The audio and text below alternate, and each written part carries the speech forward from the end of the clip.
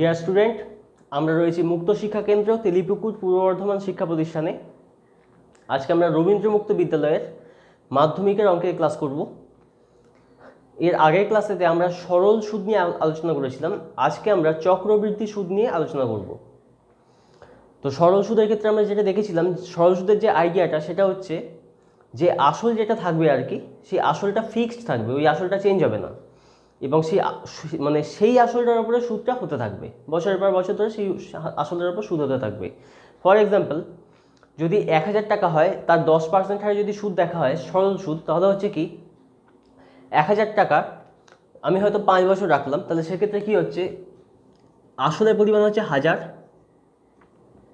সেটা প্রথম বছর সুদ কত আসবে, 10% হারে সুদ, তাহলে প্রথম বছর সেটা আসছে 100 টাকা, দ্বিতীয় বছর 100 টাকা, তৃতীয় বছর 100 টাকা, চতুর্থ বছর 100 টাকা, পঞ্চম বছর 100 টাকা, এইভাবে সুদটা বাড়তে থাকবে।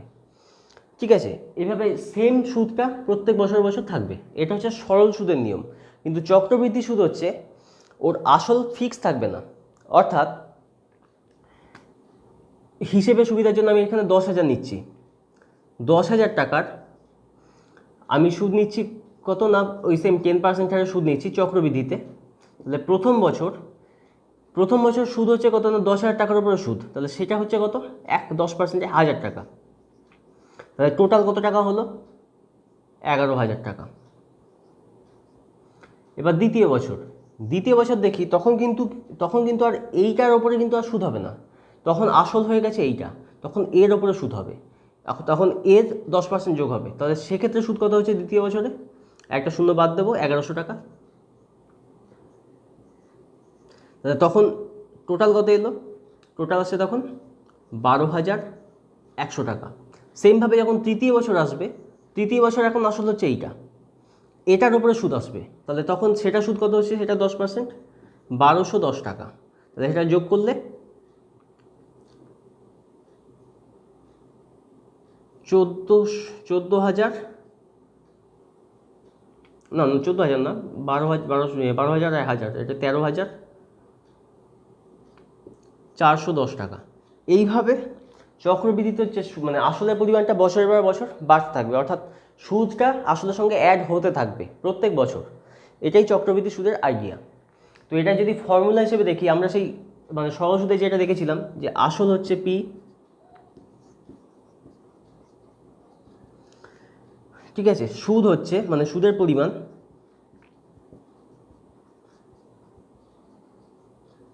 সেটা হচ্ছে আই, সুদের হার, এটা প্রশ্নে উল্লেখ থাকবে যে চক্রবৃদ্ধি সুদের হার বলে উল্লেখ থাকবে, সেটা হচ্ছে 8%, সময়, এটাকে আমরা ধরলাম কি।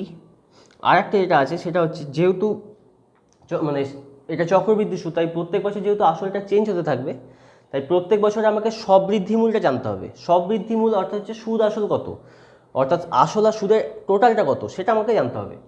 তো সববৃদ্ধিমূল সেটাকে বলা হয় সববৃদ্ধিমূল, সেটা হচ্ছে এ ধরলাম।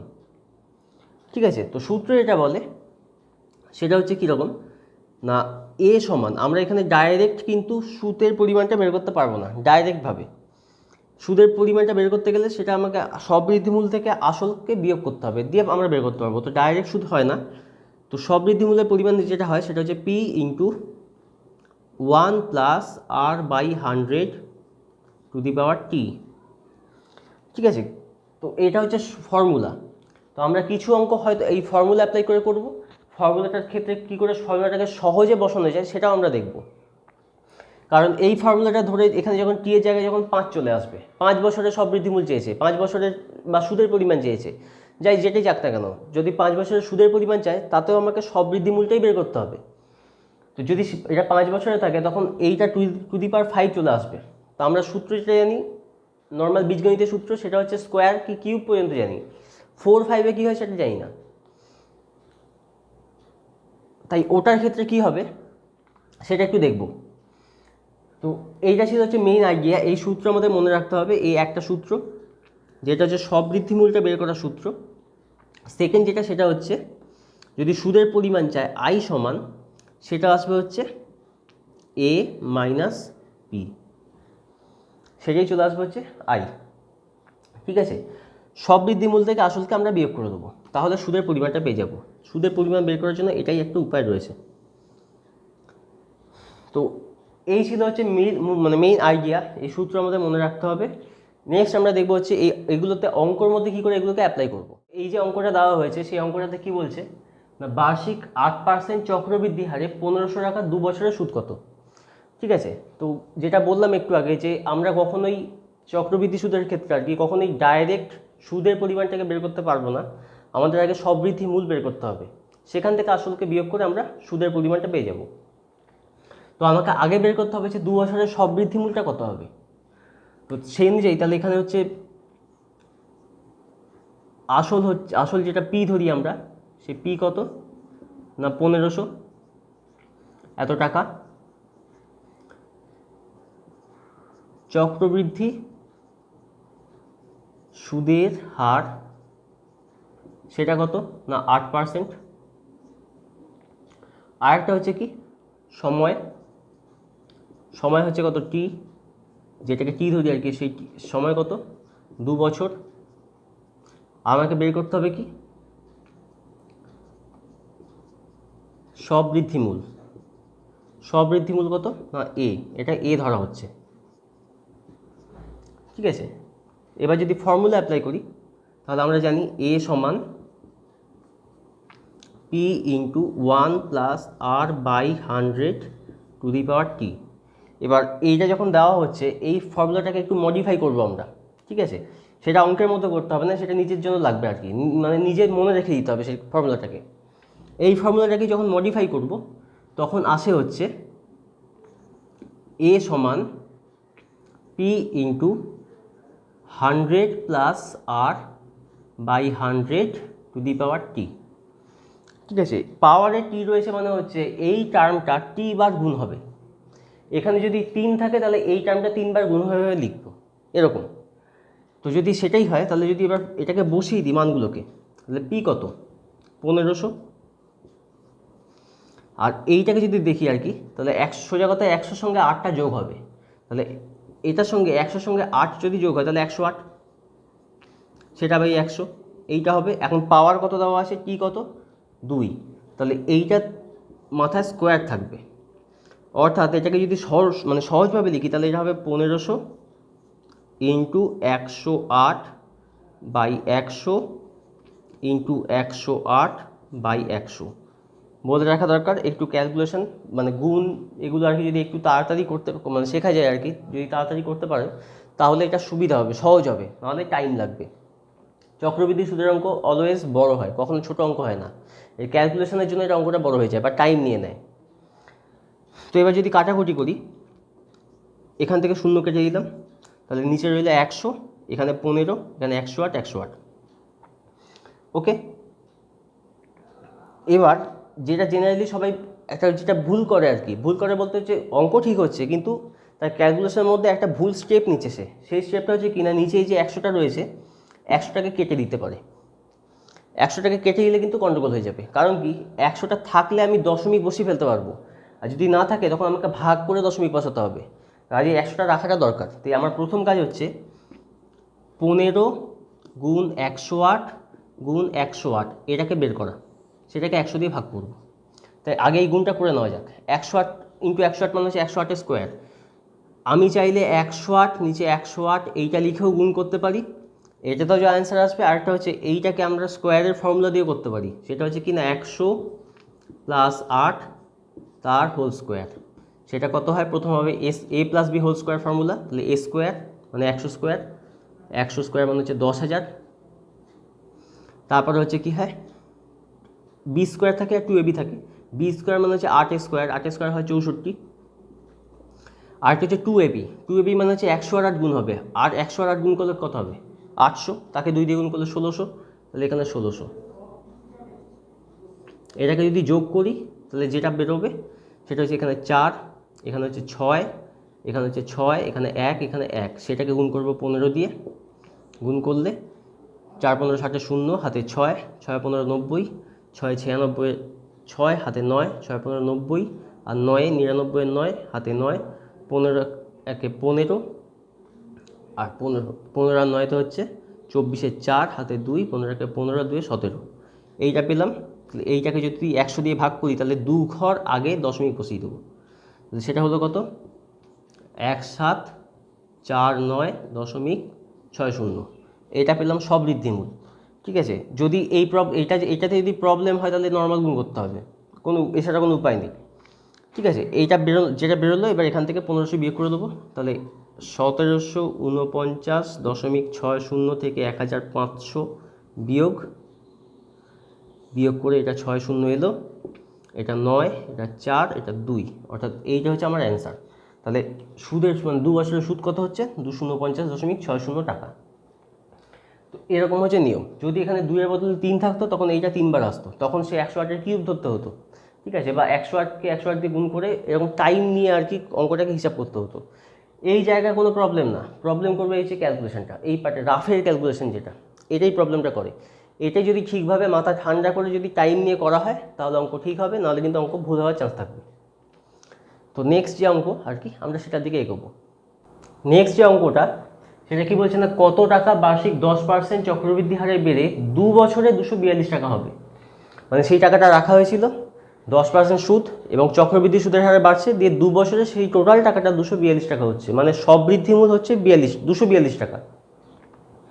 তাহলে ইনফরমেশন লেখা যাক।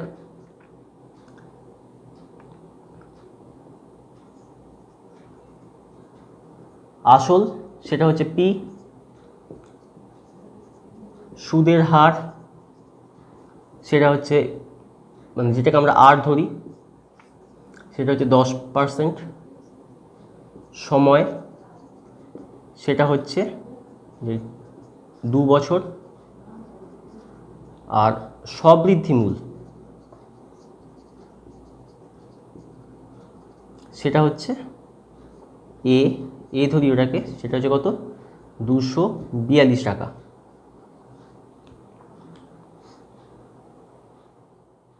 তাহলে এবার যদি সূত্রটাকে দেখি আর কি, তাহলে সূত্র কি বলছে? এ সমান হচ্ছে পি ইন্টু 1 + r/100। এইটাকে লিখতে হবে কিন্তু মনে রাখতে হবে এটা 100 + r/100 আর কি, টু দি পাওয়ার টি। অর্থাৎ এ হচ্ছে 242, এটা সমান পি ইন্টু এটা হচ্ছে 100 + r, মানে হচ্ছে 100 সঙ্গে এই 8টা যোগ হবে, 100 সাথে 10 যোগ হবে, সোজা কথা হচ্ছে এটাকে সঙ্গে 100 যোগ করে নিতে হবে, এটা হচ্ছে 110। 110 বাই এটা 100 গুণ 2 বছর বলেছে, তাহলে আর ভাগক্ষণ আসবে 110 বাই 100। এবার হচ্ছে পি সমান তাহলে সেক্ষেত্রে কী হচ্ছে না, এই পার্টটা যেটা আছে সেটা থাকবে আগে 242, আর এই পার্ট ওইদিকে যাচ্ছে। অ্যাকচুয়ালি আমরা যেটা করছি এই পক্ষটাকে আগে লিখছি, এই পক্ষটা পরে লিখছি, তাহলে এই পার্টটা এর সঙ্গে আসবে, তা প্রত্যেকটা ভগ্নাংশ উল্টাবে, অনন্যক হবে, তাহলে এটা হবে 100 বাই 110 গুণ 100 বাই 110। এবার যদি কাটাকুটি করি, এখান থেকে 0 কাটলাম, এটা 11 দিয়ে কাটলে হবে 22, আর 11 কত 22 হয় 2-তে, তাহলে পেলাম হচ্ছে 2 আর 100, মানে 2 গুণ 100 মানে হচ্ছে 200। তাহলে কত টাকা না 200 টাকা। তাহলে আসলের পরিমাণটা এখানে হচ্ছে কত না 200 টাকা। ঠিক আছে, এরকমভাবে অঙ্কগুলোকে বুঝে হিসেব ঠিকঠাক করে করতে হবে। খেয়াল রাখতে হবে যে সমান চিহ্ন আর কি, যেটা বীজগণিতে যেটা নিয়ম আর কি, যেটা আমরা দেখেছি, সমান চিহ্নের একদিক থেকে যখন অন্যদিকে যায় তখন তাদের চিহ্নগুলো আর কি, চিহ্ন যেমন পরিবর্তন হয় সেই সঙ্গে হচ্ছে তাদের হিসাবটা চেঞ্জ হয়। যেমন যোগ হলে সেটা বিয়োগ হয়ে যাবে, সমানের একদিকে যোগ রয়েছে অন্যদিকে গেলে বিয়োগ হয়, একদিকে গুণ থাকলে অন্যদিকে গেলে ভাগ হয়, উল্টোটাও বটে, যদি এইদিকে ভাগ থাকে ওইদিকে গুণ হবে, যদি এইদিকে ভগ্নাংশ থাকে অন্যদিকে ভগ্নাংশটা অনন্যক হবে। হিসেব মতো ভাগ হচ্ছে কিন্তু ভাগ করা মানে হচ্ছে অনন্যক দিয়ে গুণ করা, তো এটা অনন্যক হবে, ঘুরে যাবে ভগ্নাংশটা। ঠিক আছে, যার জন্য এখানে 110/100 ছিল, সেটা ওইদিকে গিয়ে 100/110 হয়েছে। তো এরকমভাবে অঙ্কগুলো আসবে। নেক্সট আমরা আর একটা অঙ্ক দেখব। এই অঙ্কটাতে কি বলা হয়েছে না, বার্ষিক 10% হারে 2000 টাকার 2 বছরের সরল সুদ ও চক্রবৃদ্ধি সুদের পার্থক্য কত। অর্থাৎ আমাকে এই অঙ্কটার মধ্যে দুটো পার্ট দেওয়া হয়ে গেছে, একটা হচ্ছে এর সরল সুদও বের করতে হবে, আর একটা চক্রবৃদ্ধি সুদও বের করতে হবে, দিয়ে তাদের পার্থক্যটা দেখতে হবে। তো এটার জন্য শর্টকাট নিয়ম হয়, কিন্তু আমাদের শর্টকাট নিয়ম করলে চলবে না, আমাদের এটাতে মানে লেন্দি প্রসেসেই করতে হবে, নাহলে নাম্বার দেবে না। তো যাই হোক না কেন, এটা করবো কীভাবে, আমাকে আগে একটা জিনিস খেয়াল রাখতে হবে, যেহেতু সরল সুদ আর চক্রবৃদ্ধি সুদের পার্থক্য দিয়েছে, তো কোন সুদের পরিমাণটা বেশি হবে, সরল সুদ বেশি হবে না চক্রবৃদ্ধি বেশি হবে? অবশ্যই চক্রবৃদ্ধি বেশি হবে, যেহেতু আসলটা প্রত্যেক বছর বাড়ছে, অবশ্যই তার সুদের পরিমাণটা আস্তে আস্তে বাড়তে থাকবে। যত বছর পড়বে সুদের পরিমাণটা বাড়বে, মানে বছর শেষের যে সুদের পরিমাণ সেটা বাড়তে থাকবে। এভাবে বাড়তে থাকলে আর কি, সরল সুদে যেটা বাড়ছে না চক্রবৃদ্ধি সুদে বাড়তে থাকবে, তাহলে অবশ্যই চক্রবৃদ্ধি সুদ বেশি হবে। তো প্রথম যেটা করছি আর কি, সেটা হচ্ছে চক্রবৃদ্ধি সুদটা বের করছি। তো এখানে আসল সেটা হচ্ছে 2000। আচ্ছা, সুদের হার যেটাকে আর ধরা হয় সেটা হচ্ছে কত, 10%। সময় কত, 2 বছর। এবার প্রথম হচ্ছে সববৃদ্ধি মূলটা চক্রবৃদ্ধিতে, এ হচ্ছে কি P into 1 plus R by 100 to the power T. যদি মানটা বসিয়ে দিই, এটা হচ্ছে লিখে দিতে হবে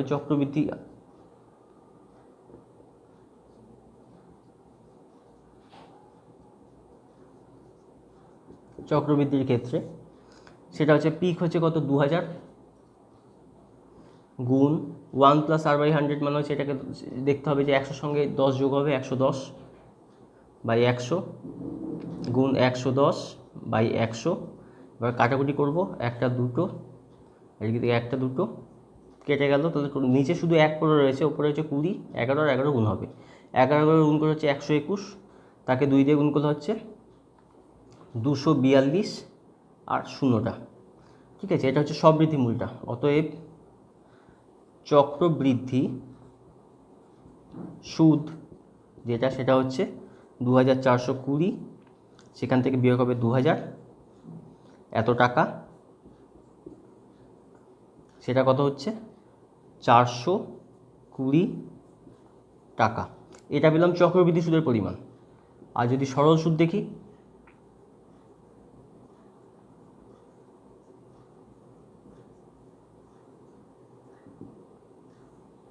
তাহলে কি হচ্ছে না, মানে সরল সুদের ক্ষেত্রে তো অতটা চাপে থাকবে না, এখানে একদম আই সমান বের করতে পারবো। আই সমান হচ্ছে পি আর টি বাই 100।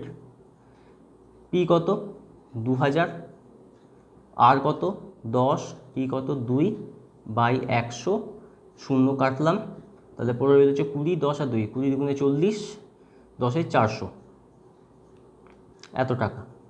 তাহলে সরল সুদের হচ্ছে সুদের পরিমাণ 400 টাকা, চক্রবৃদ্ধিতে 420 টাকা। অতএব পার্থক্য কত, 420 বিয়োগ 400, পার্থক্য মানে বিয়োগ, মানে হচ্ছে 20 টাকা। তো এরকম এই ধরনের যে অঙ্কগুলো, এগুলো একটু বেশি পরিমাণে আসে আর কি, মানে এগুলো পড়ারই চান্সটা বেশি থাকে আর কি, যে এরকম এক ধাপে অঙ্কটা হয়ে যাবে সেটা দেবে না। হয়তো চক্রবৃদ্ধি যে মানে যদি অঙ্কটা শুধুমাত্র চক্রবৃদ্ধি সুদের থাকে আর কি, এক ধাপের অঙ্ক থাকে, তাহলে সেক্ষেত্রে এই যে ক্যালকুলেশনটা সেটা একটু কঠিন দিয়ে দেবে। আর যদি এই ক্যালকুলেশনটা সোজা দেয়, তাহলে 2 ধাপ দিয়ে দেবে। এরকমভাবে অঙ্কগুলোকে দেওয়া হয়, কারণ টাইমটাকে ঠিকঠাক ম্যানেজ করতে হয়। ঠিক আছে, পরীক্ষা যে মার্কসটা, সেই মার্কস অনুযায়ী তার টাইম থাকবে, প্রত্যেক মানে 1 মার্কসের জন্য 2 মিনিট টাইম দেওয়া থাকে। তো সেই মার্কস মানে সেই টাইমটাকে ঠিকঠাক ধরতে হবে। তো সেই ধরে এই অঙ্কগুলোকে তৈরি করা হয় এইভাবে। তো এই যে চক্রবৃদ্ধি সুদে যে নিয়ম দেখালাম, এই নিয়ম এরকমই, অঙ্কগুলোকে লিখে নিতে হবে, অঙ্কগুলোকে একটু প্র্যাকটিস করতে হবে, এবং কিছু যে মানে নোট থেকে বা বই থেকে যে অঙ্কগুলো দেওয়া হয়েছে আর কি, সেই অঙ্কগুলোকে একটু চেষ্টা করতে হবে, দিয়ে আমাদেরকে দেখাতে হবে। আমরা হয় কমেন্ট করতে পারেন, অথবা আমাদের যে হোয়াটসঅ্যাপ নাম্বার দেওয়া আছে সেই হোয়াটসঅ্যাপ নাম্বারে কন্ট্যাক্ট করতে পারেন। কন্ট্যাক্ট করা হলে সেই অঙ্কগুলো কন্ট্যাক্ট করা হবে, সঙ্গে সঙ্গেই চেক করা হবে, ফেলে রাখা হবে না বা এটাকে ইগনোর করা হয় না। আমরা এখানে সবসময় সার্ভিসের জন্য রেডি থাকি। তো যাই হোক না কেন, আজকের ক্লাসটা এখানেই শেষ করলাম।